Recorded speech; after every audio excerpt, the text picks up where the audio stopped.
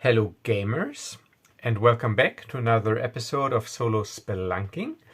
And tonight we will continue and probably finish the Daggerheart Open Beta Quickstart adventure called the Sablewood Messengers.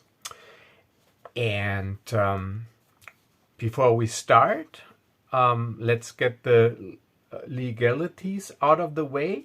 So I think I'm obliged to read this attribution statement to you by the community license rules that are associated with this beta playtest package. So the following video was created using the Darrington Press community gaming license. The Daggerheart Open Beta Materials are owned and copyrighted by Darrington Press LLC. All rights are reserved.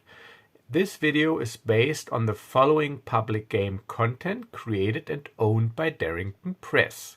Daggerheart Open Beta Materials, Darrington Press LLC 2024, available at daggerheart.com. And this is all a beta rule set, so everything you see here is subject to change. And I will put this attribution statement also in the video description. So, and those of you wondering why I'm doing this, I think I have to because I read the FAQs that came with the playtest materials.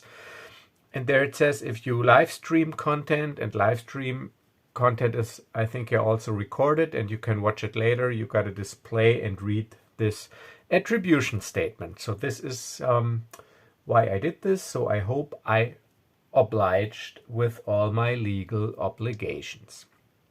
All right, so yeah, we are back in our open beta quick start adventure, and we have made it through the Sablewood into the village of Hush.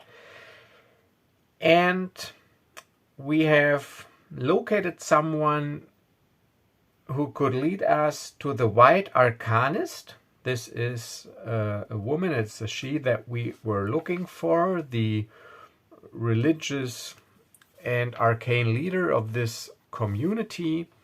And so we have to deliver a sealed box, sealed with magic, to her. And yeah, this is what we're doing.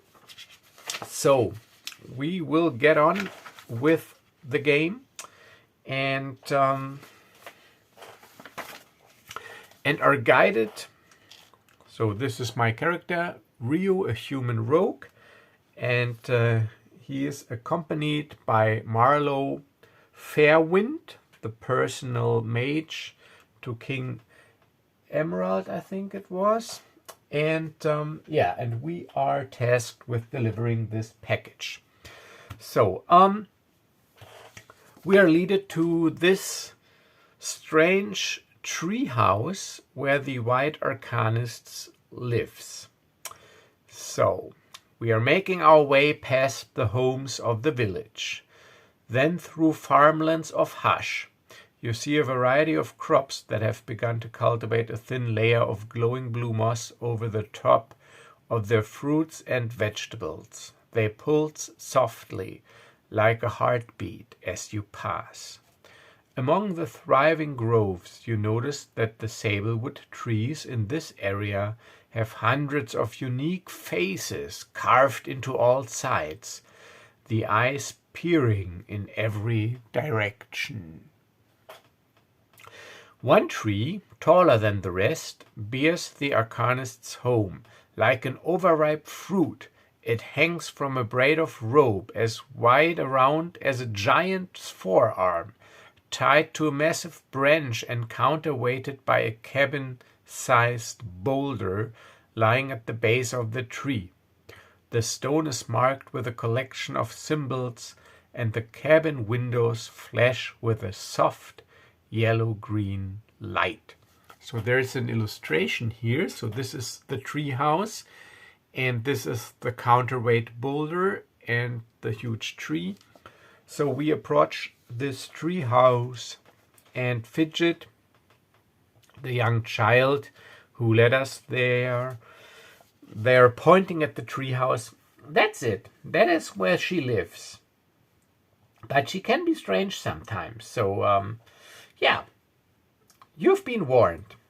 And actually, I think I'm not supposed to be that far out here. So I better leave and head back to the inside, to the center of the village. And Fidget, they leave and leave us at the the bottom of this tree trunk. All right, so what do you suggest, Marlowe? Shout, climb up the rope, climb up the tree. How should we get up there? How do we get the Arcanist's attention? Let's just try shouting first. So Marlowe, she looks up. Is there anybody home? I am Marlowe Fairwind, and I'm looking for the White Arcanist. So if you're there, please do come down. We have important business to discuss. Okay. There's no response, but we can see the light flicker from within this treehouse. There's got to be someone at home, but yeah, she doesn't respond. So you know what? I think I climb up there. Let me try to climb up this trunk. It looks easy enough. Well, okay, but be careful. Yeah, of course I'm careful. All right, so it is an action roll with a difficulty of 13. And it's an agility roll. I got agility +1. And I do not have any experiences that might help me. But Marlowe Fairwind, she's got 2 hope, and you can spend a hope to aid an ally and grant him or her an additional d6 to the roll. But yeah, you have to basically explain how you're helping them. So let me check if this is correct, but I think it is. Hope. Okay. Combat. Mechanical overview.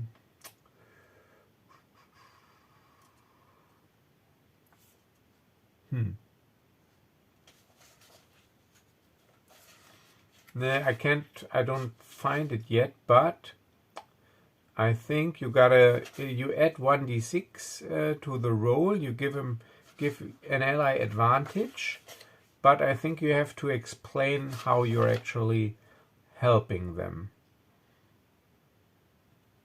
All right, so yeah, what Marlowe does.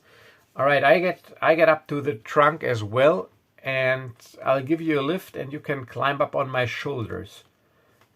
Up on your shoulders? Are you sure? I mean, I'm not a feather, you know.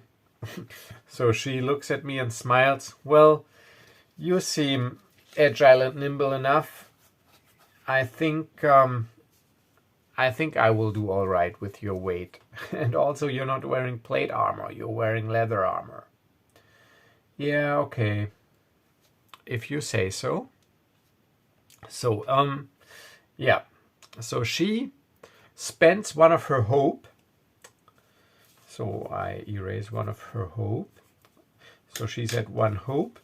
And she grants me an additional d6 or advantage. So you can roll an additional d6 and add it to the roll. And I have to do an action roll with 13. So This one token represents my agility of +1. And I'm the green die, and this is the fear die, so for my duality die, and she gives me another d6 because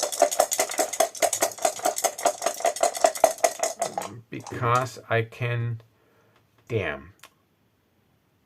Okay, so this is 10, 11, 12, so I fail, but with hope, which means I can mark a hope for Reo, but I do fail. So I'm halfway across the tree as I suddenly slip and fall down, but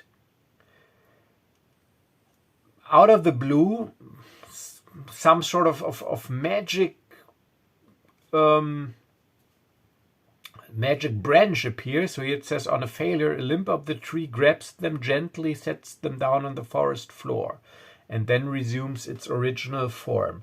So there's some magic in this trunk, and as I start to fall, I say, damn, but then suddenly I'm gently set down on the ground. Damn. This is a strange tree, actually. Yeah, but your little endeavor didn't really help us, did it? All right, so let's ask the Oracle if the Arcanist noticed my attempt to climb up there. And I think it is likely, because I think that, actually I think it's very likely, because I also think that the tree has some sort of warning mechanism that in a magical sense alerts the Arcanist of any attempts to scale the tree, because here it says if you try to cut the rope, it will immediately blast them backwards a few feet, dealing a point of stress. So there seems to be some warding magic in place here as well. So I think it's very likely that the attempt was noticed by the Arcanist. So was the attempt noticed? And it is a 42, and that is a yes, because it is very likely. So, as we are still talking down here, a strange creature emerges from the treehouse and looks down to greet us. So, it is a 7-foot mix of humanoid and firefly. The Arcanist is a fairy that moves in a combination of both very slow and suddenly jerky motions. Though her expressions are difficult to read, her emotions are very clear in her voice. She is old but spry, and her eyes eyes the group mischievously. Are you the group Emerald sent from the capital? Oh my, you're rather late, aren't you? Come in, come in. As the Arcanist lowers her home and invites you inside, you will notice the treehouse is surprisingly spacious. The main room is a crowd of potion bottles, spell books, runes, plants, and small creatures of all kinds.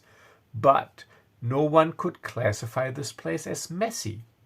It is clear that if anyone moved a single item, even an inch, the old fairy would notice. Oh, come in, come in. So this treehouse, it is lower to the ground, but this is strange because this rope, it seems to just get longer out of the blue, because there's no movement here. This counterweight stays where it's at, and just the rope gets longer. And and she invites us in.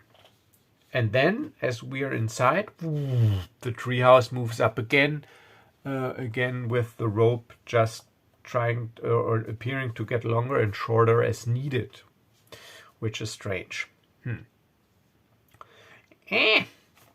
So tell me, why are you so late? I expected you a few hours ago. Well, we ran into some trouble. Trouble, huh? What kind of trouble? The usual. First, a blocked road, a broken cart, an ambush. Ambush? Probably those darn Thristle folk. Yeah, you're right. Whenever you encounter them outside of their homes, they're trouble. But where's the package? Well, the package, it's still...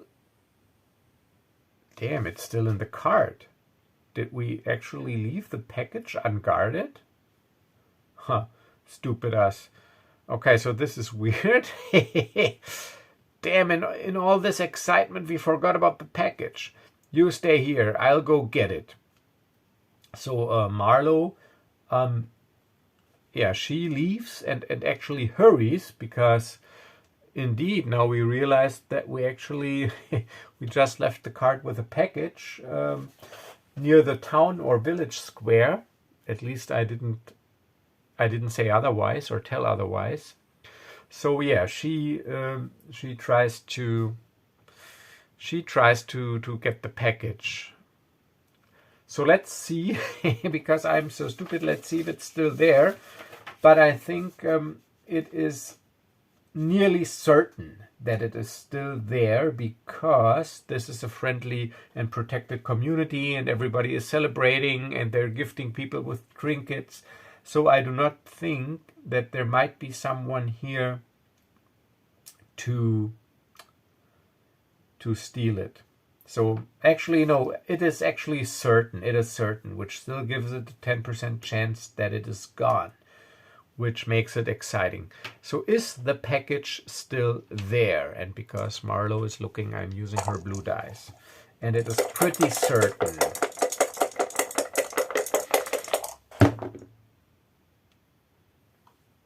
Whew, 04, which is an exceptional yes. So yeah, it is still there and in a well-patrolled area.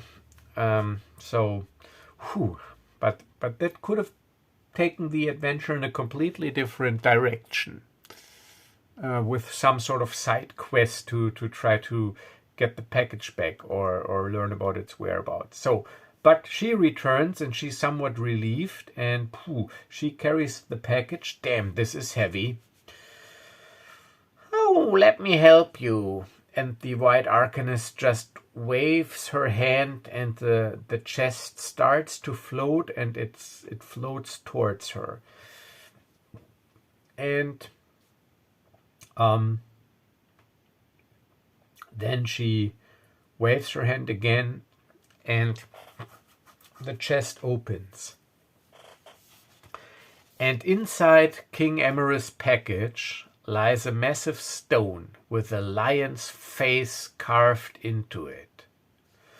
And as Marlowe sees this stone, her expressions, they take on a they take on a hint of panic or an expression of panic and astonishment because she recognizes this stone.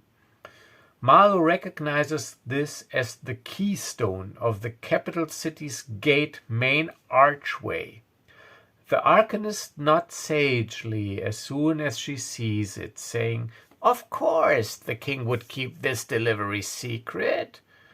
If anyone knew your city was no longer warded, you would be conquered before sunrise." With this ominous warning, she starts to unfurl her treehouse. "We must travel to the open vale to reinstate the ward. But such an effort of magic will attract dangerous creatures from the darkest reaches of Sablewood. I will need your help." So Reo looks at Marlowe. "You seem worried. Is that true what she said? Is that some sort of protective stone that protects the capital?" Marlowe, she just nods. "Yes. That is the protective stone with a protective ward in it, or was. Seems like the magic needs to be renewed. But there is a stone in place right now, so this means the stone in place must be a decoy, a fraud to keep the appearance that everything is in order. So this is indeed a very, very crucial task. We must hurry. So quick, let's get to the open veil. So we follow the Arcanist to the open veil.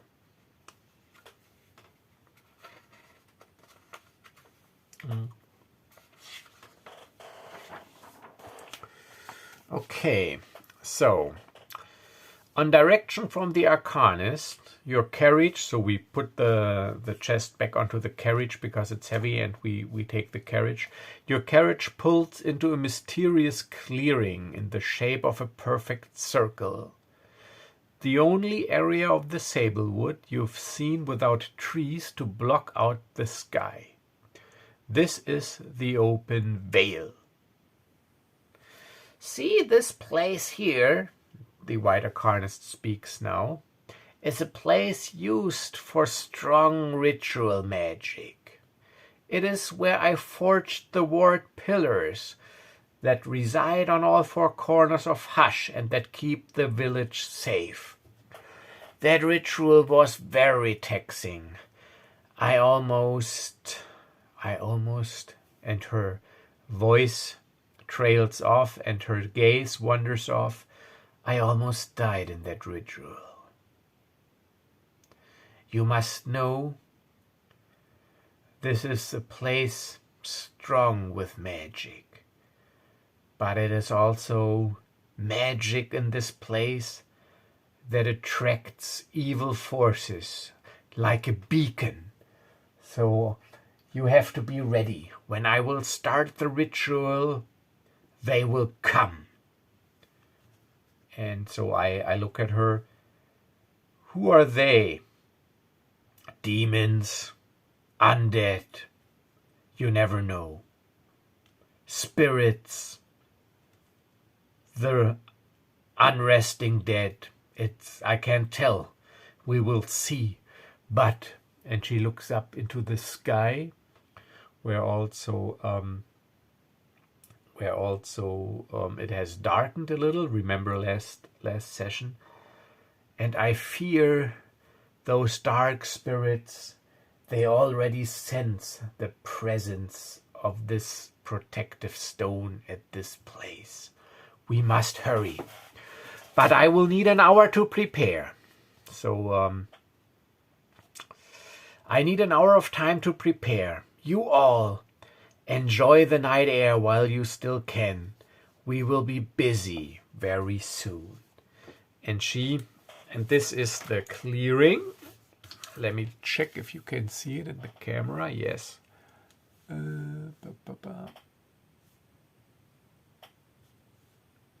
All right, so let me lift this up so that you can see. So this, I made this from dungeon tiles that I actually put on a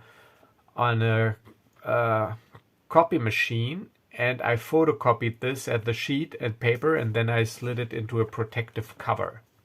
So this is how I created this. And so this is where the ritual stone or the warden stone is set. So here are stone pillars, and this is this open veil. And this is the White Arcanist. She's preparing the ritual. And yeah, so we have some time to rest. So we rest here, and but actually we are pretty uneasy because we have been warned of danger to come, and so it's basically the worst. The thing. What is it? I think it was. I read it in some Star Wars source book. The only thing worse than a fight is waiting for a fight. So, and this is what we're doing here. We're actually waiting for a fight, but this adventure uses this scene to introduce the short rest mechanic. So in Daggerheart, you can do short rests and you can take long rests, just like in D&D. And during a short rest, you have different options that you can choose. And you can choose up to 2 of the following options. And this is actually pretty neat and pretty I'm looking for the English word here. I don't know. It's pretty nice that you can do 2 of these things. It is pretty generous. That's what I was looking for, because you can tend to wounds, describe how you patch yourself up and clear 1d4 hit points. You may also tend to an ally instead. You can clear stress, describe how you blow off steam or pull yourself together and clear 1d4 stress. You can repair your armor, describe how you spend time quickly repairing your armor and clear 2 marked armor slots. You may also repair an ally's armor instead. And you can prepare, describe how you prepare yourself for the path ahead and gain a hope. So these are actually pretty neat options, and every character can choose 2 of them. So yeah, we know that there's a battle coming up. So let me take a look at my character sheets here, at my character logs. So actually Reo, he does not have any stress. He already got 4 hope. So what he will do is he will tend to his wounds because he lost 1 HP.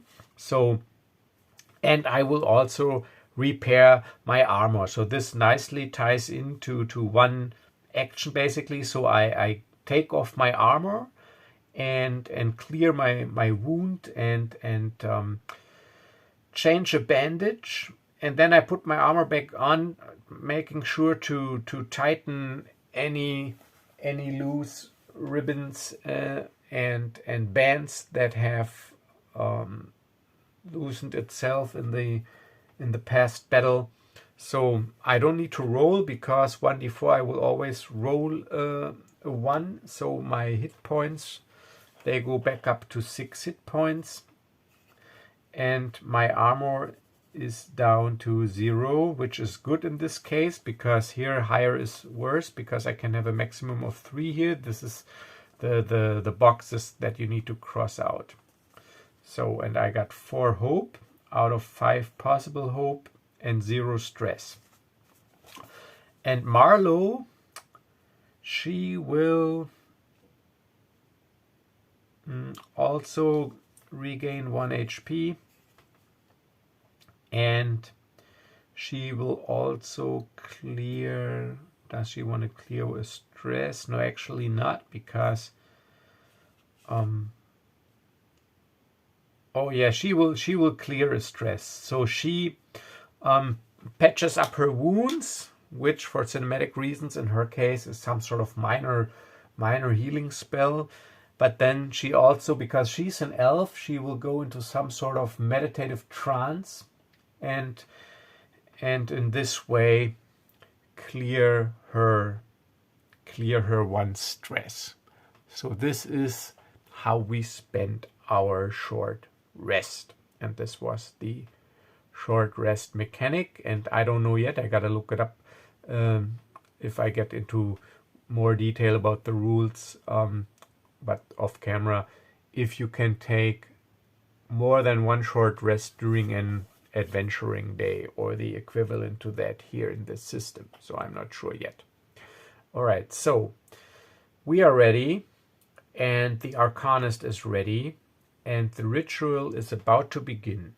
And she asks us to take up a somewhat defensive position and look at the surrounding area while she starts the ritual. So we position ourselves between these stone pillars, and Marlowe looks into this direction, I look into that direction, and the Arcanist, she prepares the ritual and starts the ritual. All right. So as the ritual begins, the body of the Arcanist begins glowing to glow brighter and brighter still, and her eyes roll backwards into her head, and the entire carriage lifts a foot off the ground. An unearthly cry echoes from the woods, alerted by the arcane energy. Suddenly, we feel a rumble as 4 ancient skeletons emerge from the ground, rusted swords in hand, disturbed by the forces of magic being used by the Arcanist. In the distance, 2 more skeletons shamble towards us. Alright, and now the encounter description. So first of all, actually it should be 4 skeletons and 2 forest wraith, but those forest wraith, they are pretty tough, and this adventure is also made for a party of 4. So I decided to switch out these forest wraith for more skeletons because they're not as tough, and I don't think that our 2 characters would actually stand a chance against these forest wraith together with the skeletons. And now it instructs us to set a countdown die. So grab a d8. So this will be the d8 countdown die. Set it to the 8th side, and whenever an adversary is struck down, this ticks down by 1, and when it is at 0, when it reaches 0, the ritual is complete and the fight will end. And we have to protect the Arcanist until that time. So we put the action tracker on the table, and also as a reminder, the fear counter, which is at 1 from last session, when the sky darkened and the wind picked up and I felt this eerie sensation. So this is when I failed with fear, or succeeded with fear, I don't know, but at least there was fear in play here. And yeah, so the ancient skeletons, these are some of my favorite minis. These are the skeletons from the D&D miniature line, and they are pretty cool. So I got 2 of these and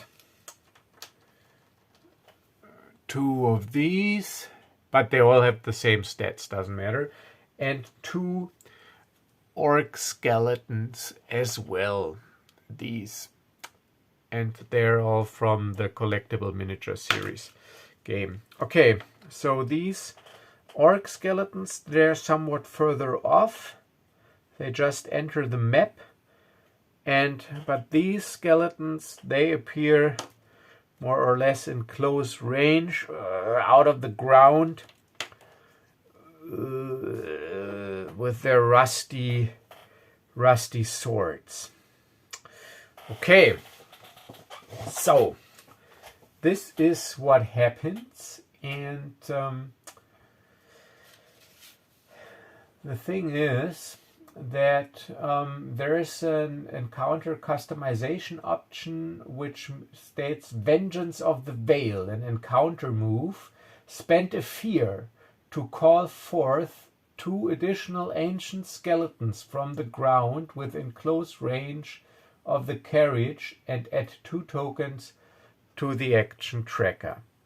Okay, so as I stated, whenever there's fear available, I gotta use it at the first feasible opportunity. So this is what I will do. So at the start of the combat already, I will spend this fear to add 2 more skeletons to the encounter, and also I will add 2 action tokens for these 2 tokens to the tracker, so that I might be able to activate them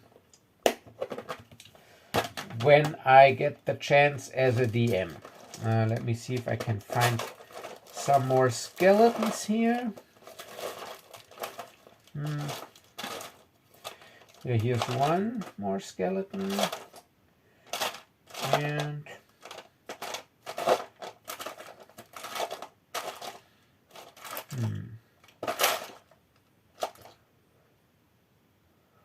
alright, so one more skeleton appears somewhere here in the distance.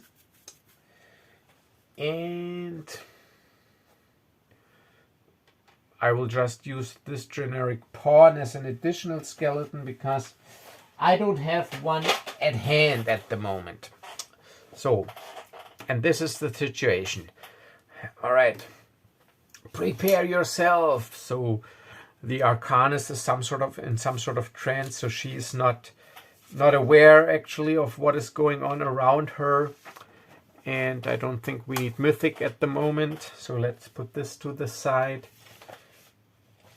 And now it is our turn because, yeah, we can just add tokens to the tracker and act. And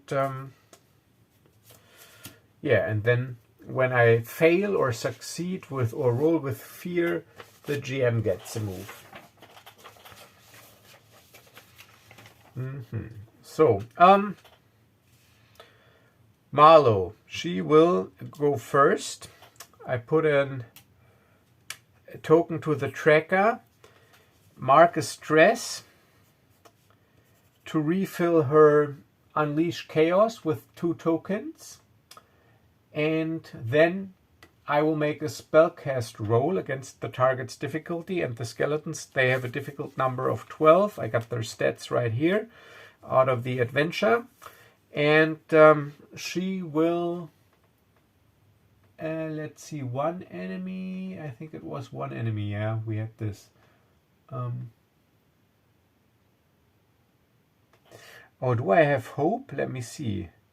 Only one. I could, if I had 2 hope, I could unleash my rain of blades and strike at every target. But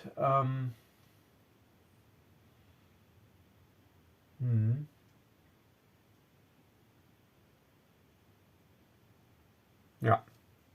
Okay. So I spent the stress to replenish with the 2 tokens, and I will once again put my staff into the ground and shout the arcane words of power and hopefully succeed. And my spellcasting ability is Instinct. So I get +2 to the roll, and I need a 12.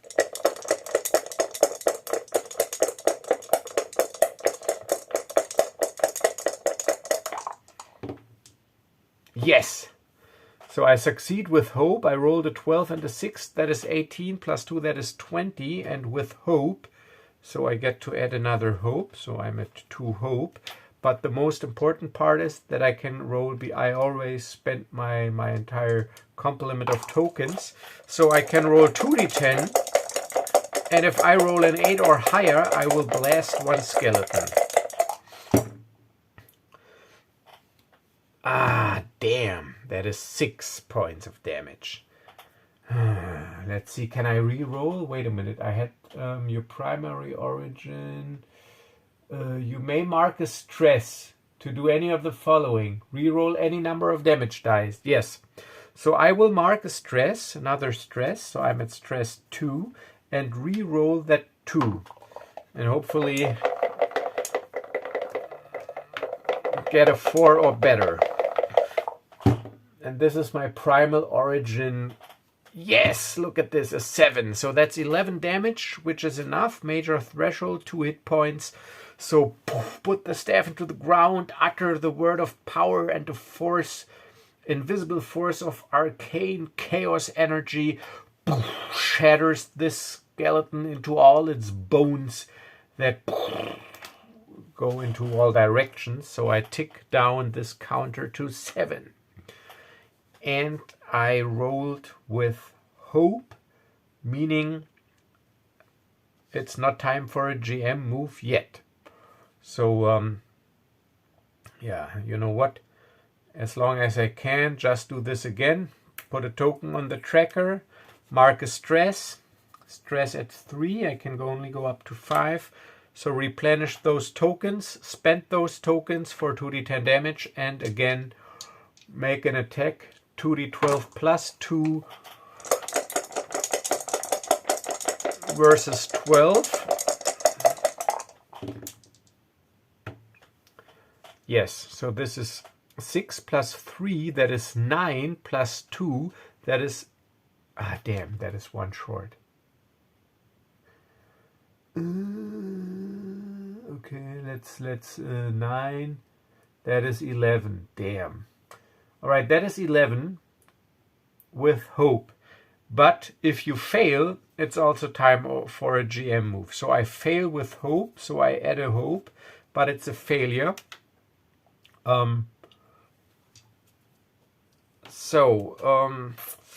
Yeah, I am. It was too taxing. I'm too stressed out, so I can't really concentrate. And now it's a GM move, and now the GM, he can cash in any number of tokens and activate that many of his adversaries. But every adversary can be activated only once per GM move. So I'm cashing in all those 4 tokens because I got enough enemies on the board, and now I can activate or move up to 4 skeletons. So I will start down here. So this skeleton uses this moment of weakness and rushes forward and attacks with its rusty sword. And they attack with a d20 and they have +0 bonus. And my Marlowe has an evasion of 9. So it's got to roll a 9 or higher. And it deals 3d6 plus 2. So I will roll the damage with the attack. That is quite a lot of damage. But it's a 3. Thank God it's a 3. So that is a miss. So that was the first. Let me get these tokens. That was the first activation in this GM move. And now I can't activate this guy again. So now this guy, he moves up and attacks for 1 token, again +0 versus my evasion score of 13, because I'm an agile rogue and I have light armor, and I still haven't gotten my things in order here. Yeah, so evasion 13. Yes, a miss. 6. All right, so that is a miss. So I sidestep. But again, token, this guy moves up. That is no problem. And also attacks.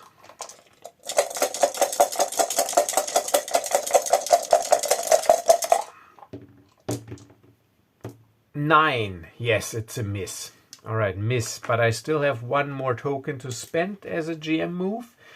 I can activate these guys, but this guy, and they can move close, which is like, I don't know, 30 feet, or like they said, like a normal pencil length, I think it was. So I just rule that he can move up here and make an attack.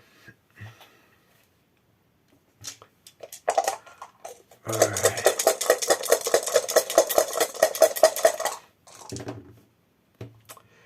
Ooh, damn, that's a hit. 11 for 14 points of damage. 14 points.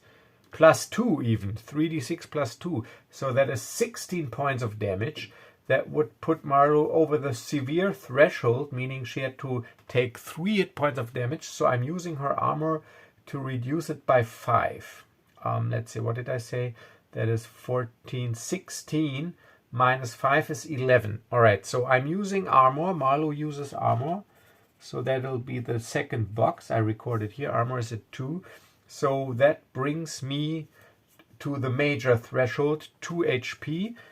But I healed, so I'm now at 4 HP. So that was a pretty nasty hit. But now, no more action tokens to cash in. Now we can add to the action tracker. So now Reo, because he didn't do anything last round. I put a token on the action tracker, And let's see, what kind of shenanigans can I do? I think I can just attack. Leather armor, +1 evasion. I already incorporated that.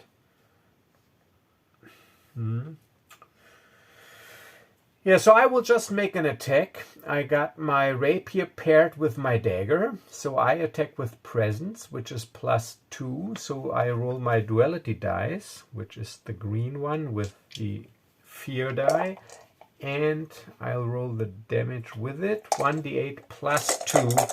So I need a total of 8 to take one skeleton down, but also I need to roll of 12 or higher. Ah, damn. All right, so that is an 8 +2 is a 10. So that's a failure with hope, but still a failure. So that means I get to mark 1 hope. So I'm at 5 hope, which is the maximum. But it's a failure, so failure means also GM move time. So the GM, but now he can only cash in 1 token because there's only 1 token on the tracker. And he'll just activate the skeleton who makes a counter attack. Or it makes a counter attack. But 6, thank God for my evasion of 13. So no. So I'll stay, I keep the spotlight on Reo, put another token on the tracker, try it again. Duality dice, D12 and the fear die and D8. Where's the D8 +2? Let's roll it. I need a 12, I get +2. Ah, damn. So this is 8, 9 +2 is 11. So that is another failure and also with fear. All right, so where's my fear die? Here. All right, failure with fear means a GM move, and it also means I have to immediately spend this fear. I will, the skeleton will attack, I cash in this token, and he will attack now, or it will attack with advantage, because I cashed in this fear to grant advantage.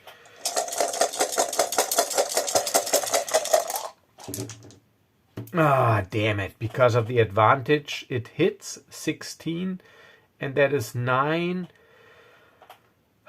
9, 10, 11 +2, 13 damage. 13 damage. Which puts me on the... No, thank you. It is still the major threshold. Because 14 is severe. 2 hit points. Okay. I'm not using my armor because it wouldn't make any difference. I can't push it further down. So I mark 2 hit points. So I'm at 4. That was the GM move. All right, once again, Reo wants to get one down. So put an action token on the tracker. Roll the duality dice. And with 1d8. And now please give me a hit and not with fear. Alright, so I'll count that one. Yes. Alright, so this is actually a hit because this is 11 +2, 13, and also with hope. So no GM move. I can't get any more hope though because I'm at 5, but I only deal 5 points of damage, which is 1 HP. So, yeah. 1 HP means still standing, but since I did not fail and did not roll with fear, I get to go again. So I place another tracker on the track, concentrate again on this enemy. I get +2 to the roll, need a 12. Yes, that is a 12 with hope for 10 points of damage. So I can't get any more hope, but I'm just realizing something, but never mind. So this skeleton is down. And I tracked the thing down to 6. But now I just realized I think those skeletons, and still we are still on the move because no failure and no fear. But I think the skeletons, they are resistant against non-magical damage, and Reo does not deal magical damage. Marlowe does, but not Reo, and I think I have to round down, divide by 2, round up the damage. Let me check this real quick. Just realized that.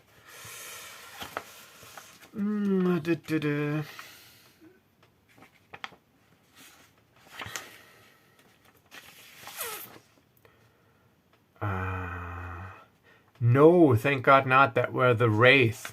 Yeah, the Wraith, because they're pretty... yeah, the Wraith have resistance to physical damage, and I didn't use the Wraith. Alright, thank God, because that would have been, I think, not really a disaster, but pretty difficult. Alright, so, again, Reo. Keeping the spotlight on Reo. So there's still, of course, fighting going on here off camera, but yeah, I'm keeping the spotlight on Reo for the moment, trying to take out another skeleton.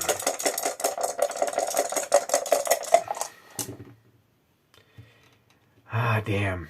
8 plus 1 is 9, plus 2 is 11. So with hope, I do not, I am at 5 hope, but it's a failure, which means the GM goes, he can cash in tokens, he'll cash in all 3 tokens and activate 3 creatures.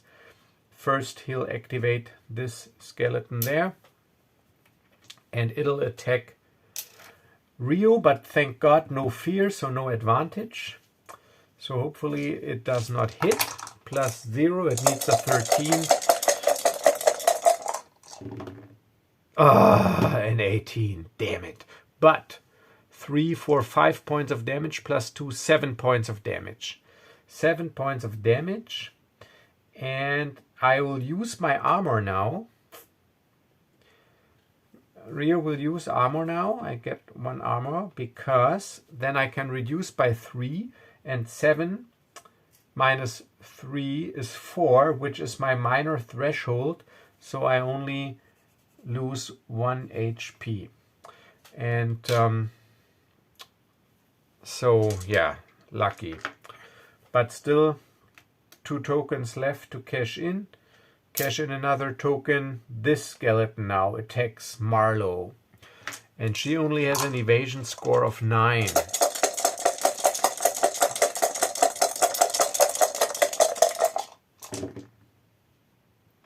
But a 3, it misses. But this skeleton also cash in the last token, tries to hit. Ooh, and it hit 17. So that is 5 plus 4, that is 9, that is 11 damage. 11 damage, which if I reduce 11, let me check. So that is over the major threshold, but if I reduce it by 5, 11 minus 5 is 6. That'll bring me to the minor threshold. So Marlowe needs to use her armor. So her armor is useless now. I marked all 3 armor boxes. But, alright, so what did I say? 5, 6, 7, 8, 9, 11. 11 minus 5 is 6. That is minor, yes. So I only lose 1 HP. I'm at 3 HP. Damn, this is not going good. But no more tokens to cash in for the GM. So our turn again. So now it's just fair if the spotlight goes back to Marlowe. And she will... I was not successful. So I still got my Chaos Magic tokens. So... yeah, I will unleash my Chaos Magic again and use the 2 tokens that I put on there and I didn't use because I didn't hit or I didn't succeed at the spell, and try to blast this skeleton again with my staff and my word of power. So please, I need a 12. I get plus 2 instinct, and I will use a hope. So I'm at hope 2, to also use my Royal Mage experience. So that'll give me, I put those 4 tokens, that is my +2 instinct and my +2 for the mage. So that is 4 that I can add, and I need 12. Yeah, wait a minute. 8, 9, 10, 11, 13. Yes, I succeed, and with hope, which is good, meaning the GM does not get a move. Hope 3, and I forgot to put a tracker on the action tracker. So finally I succeed, and I will deal 2d10 damage against the skeleton, and I need an 8. Oh, come on. So that is 7. But again, I'll mark a stress to re-roll. My stress is now at 4, so I'm already almost stressed out, but it's worth it, and I re-roll this damage die. I need a 3. Come on, I need a 3 or higher. Ah, it's a 1. Damn, that is 6, so that is only 1. Ah, that is only 1 hit point. Bam. So this skeleton, he's got 1 hit point remaining, and I expended all my tokens. But I didn't fail, and I didn't roll with fear, so I still get to go again. Alright, so Marlowe still, she's pissed. Put another token on the tracker, and now with her staff, just trying a normal attack, 1d8 plus 2, and with instinct, so it is 2d12 plus 2. So put the plus 2 in here, and roll the damage die with it. I just need to hit, basically. Alright, so I hit, because that is 11 plus 2. I hit, and not with fear, but with hope. So this is good. So hope is at 4. And I deal enough damage. 6 plus 2 is 8. Yeah. And that is 11, 12, 13. Yes, so, alright, so I softened him up with my chaos magic, and I follow through with my dual staff, bam, and smash his skull in, and he, or it crumbles into a pile of bones, and I'll tick down the countdown die. Countdown die is at 5. And it's still our move, because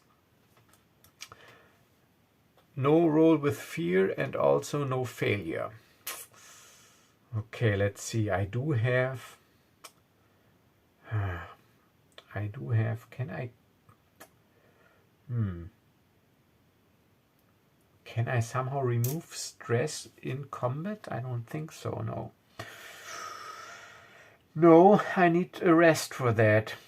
And if I have to mark stress and I can't, I have to mark a hit point. So that would be pretty unwise to stress me out completely. But still, so I put a token on the action tracker and attack with my staff. So again, plus 2 bonus. And yeah, let's see. I need a 12.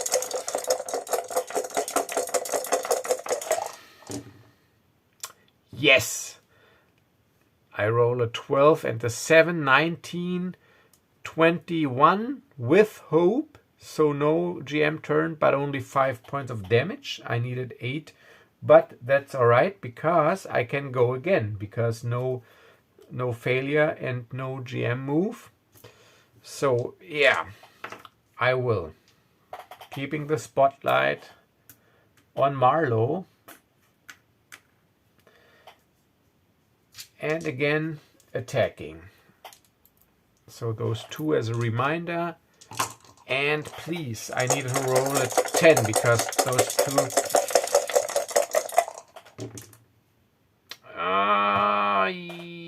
Yeah, but with fear. Okay, so that is 1921 for 7. So that is enough to kill this guy. But I succeeded, but with fear.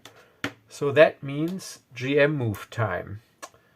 All right, so the GM, he'll cash in. Oh, and I take this down to 4. Yeah. 4. But the GM cashes in all 4 tokens. And first activates this skeleton here. And uses the fear to grant it advantage. Alright, so that is advantage. 3d6 and advantage.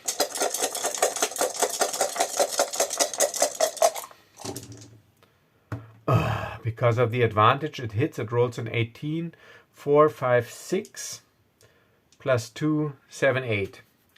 That is 8 points, but that is still minor. So I take 1 hit point. I mark 1 hit point. I'm not using my armor.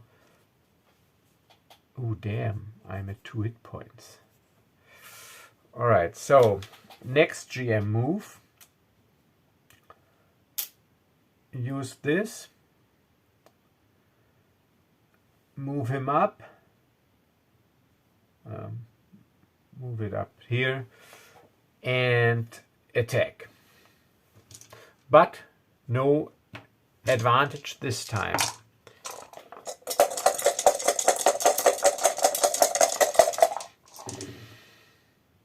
But still 14. That is 4, that is 5, that is 7. 7, that is still minor though.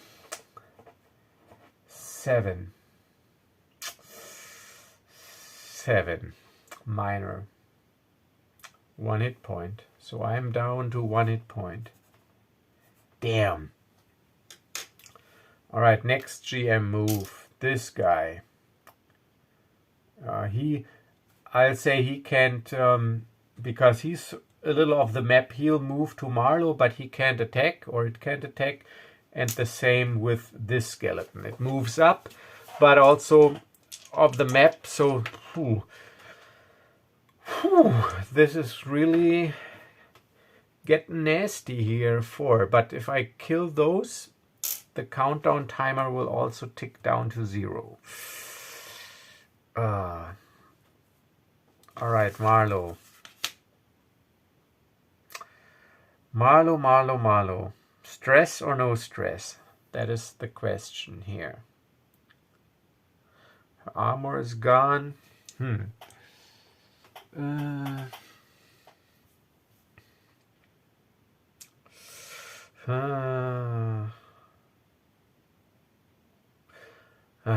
Okay. No, she will just make a normal attack. She will make an attack. So I put an token on the action tracker, put 2 tokens in here as a reminder for the +2, and attack. And hopefully not with fear. Damn. That is 6, 7, 9. So that is a failure, but with hope. So she's at 5 hope, but still a failure, meaning GM move time. But thankfully there's only 1 token on the tracker now. So the GM cashes in this token, but it'll activate one of those skeletons because Reo is in pretty bad shape. He only's got 1 hit point. So now this skeleton tries to take him down, but thankfully no advantage because no more fear left.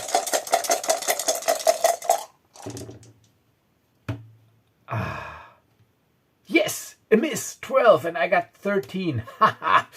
Whew. Okay, miss. Whew. So we got through that GM move. So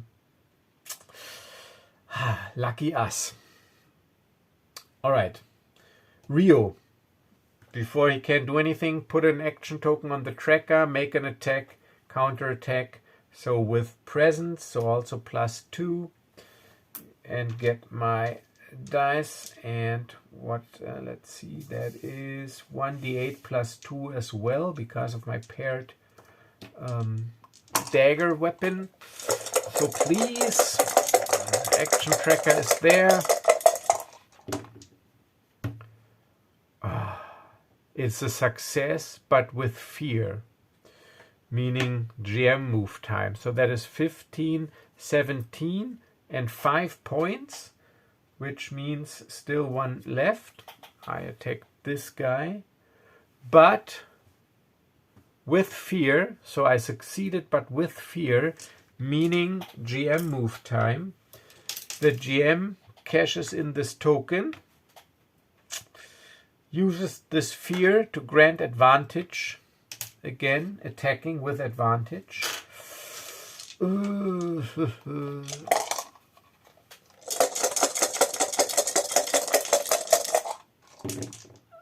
Ah, yes, 1 and 7. Lucky me. A miss. Whew. Survived this GM move. Lucky me. Okay, so Reo again. Token on the action tracker. Attack again. Duality dice. D8. Plus 2. Put those tokens in here. Ah, damn. Failure with hope. So that is 4, 5, 6. So that is a failure with hope. I am already at 5 hope, but it's a failure. So that means GM move. GM cashes in this token. Oh, it was failure, but with hope. So no fear. Thank God. So attack again with a D20 plus 0. Needs to roll a 13. Ah, come on. Ah, 11, yes. Haha, missed it. Ooh, this is pretty intense, actually. So, action tracker token on there. Duality dice, D8. And those 2 tokens. Zack. And let's go. Oh, I succeed, but with fear. Okay, so that is 13. I succeed with fear. 5, that is enough to take this guy out.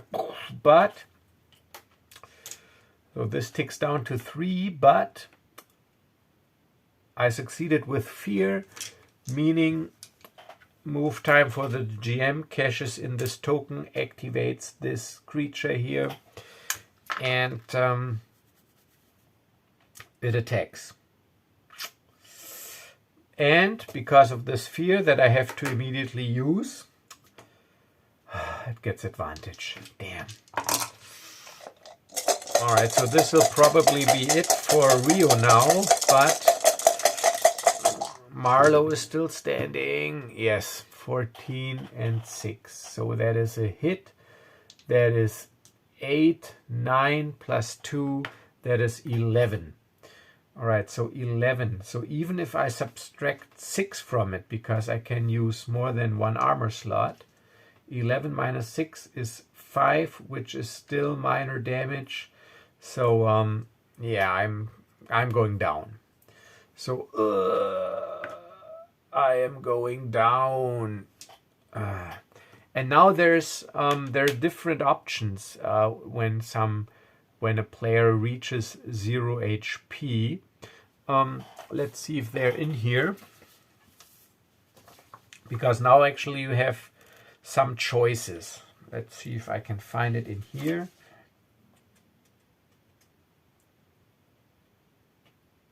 Okay. So in this quick start adventure not, so here death move. If a PC ever marks their last hit point, they make a death move.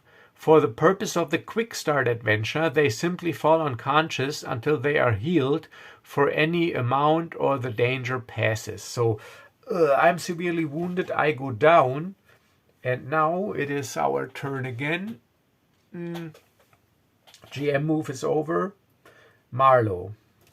So Marlowe is not really stressed out, but also not in good shape. Let's see. Yeah, she'll just make a normal attack. Because if I roll a 6, I get +2. I can still take out 1 skeleton. So duality dice, instinct, and damage. 1d8 +2. Roll it. Versus 12. Oh, god damn it.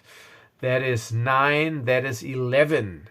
Would have been great damage, but I failed with hope.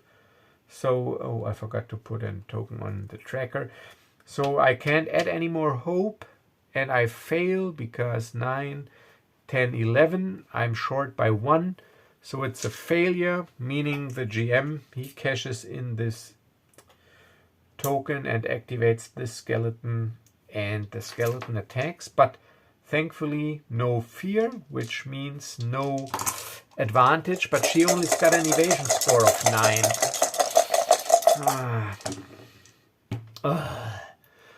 That is a 19, and that is 12 damage plus 2. 12 plus 2, that is 14 damage. 14 damage. That will put her in the severe track. And my armor is already maxed out. Meaning, meaning I have to mark 3 hit points. Can't use any more armor. Damn. Can I make any something here? Yeah, no, because damn it, I had enough hope when it was my turn. Instead of trying to attack, I should have done Rain of Blades, so spent 2 hope, and then I can target any target, but with D10 magic damage. All targets that you succeed against. Well, I still had to hit. Damn it. Okay. So Marlowe Fairwind is also at the severe damage track, and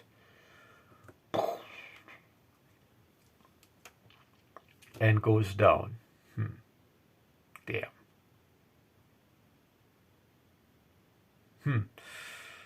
All right. So let's make one last ditch effort, one last ditch roll. Ask Mythic if we get out of this one alive somehow. It is unlikely. So do we get out of this alive somehow? It is unlikely.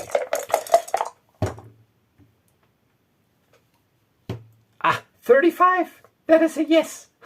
On the spot. All right. So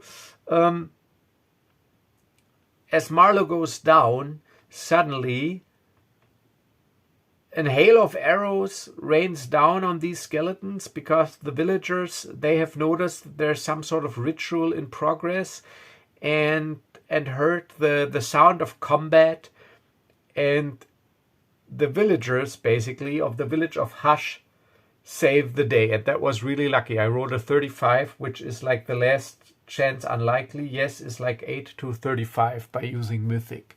But so yeah, the villagers, they save the day. They drive off or kill the remaining undead, allowing the White Arcanist to complete the ritual. And then let's read this. Like, the ritual ends. The carriage comes falling to the ground, and we are taken care of, lifted up, healed. The carriage comes falling to the ground as the keystone vibrates with arcane energy. Then all at once a soundless explosion erupts from the White Arcanist, dissipating any last enemies who remain. There are no enemies remaining. The clearing is quiet once again. Back inside the treehouse, not but an hour later, the keystone sits suspended carefully above a rumbling fire in the hearth. The Arcanist, who looks even older now than she did before, sits cross-legged in an overstuffed chair. There's an exhaustion in her voice as she speaks. You fought hard. I'm not surprised, of course. The king keeps good company. I'm very glad you were there. Well, we were lucky, actually. Thank God for the villagers that came to save us. Damn, those undead, they were tough. They were probably enhanced by the magics in this place, the White Arcanist says. The keystone will need a week, maybe more, to allow the magic to settle. And Marlowe, she is like, seriously? 1 week? We can't leave the town unprotected for 1 week? Well, my dear, I'm afraid we have no choice. I'll need to watch it carefully to ensure nothing cracks or becomes sentient or anything of the like. You know how it is. Yeah, sadly I do know, because she's also a mage. And in the meantime, after you rest and gather yourselves, have a nice hot meal and warm bath, I have one more thing to ask of you. What is that? And then we have a vision. We pull out of the Arcanist's home, out of the forest itself, and we see the verdant expanse from above. We see twisting stone spires breaking through the tree line, each with a flame flickering within the tower like a beacon. And the White Arcanist continues, There's a spire just west of here, maybe a few hours' walk. I felt it on the way to the ritual. Its power was strange. The light felt weaker than it should be. I think something might be terribly wrong with the spire keeper, and I fear what will happen if its fire is extinguished altogether. When you're ready, come back, and I'll give you my map, so you can make it there safely. It's good to have heroes in the Sablewood again. And that's where we're going to end the session. All right, folks, gamers, that was it. That was my take on the Quickstart adventure included in the open beta playtest of the upcoming fantasy tabletop RPG Daggerheart. All right, so closing thoughts.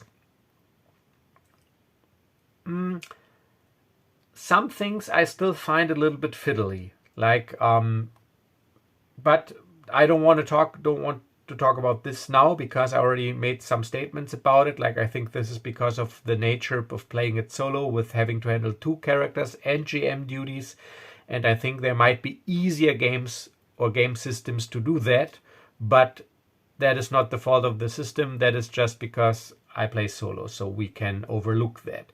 What I really liked is indeed this action tracker mechanic, because it ends or it adds some form of suspense in the way, like, if you're having a run, you can like pile token upon token on the tracker and just keep going, but you know, as soon as your run ends, the GM, he can grab all these tokens and cash them in and then activate his monsters. But this is, of course, only a threat if he has several monsters. So if he has only like 1 or 2 monsters and you pile in 4 tokens on there, he would still only be able to activate every monster once.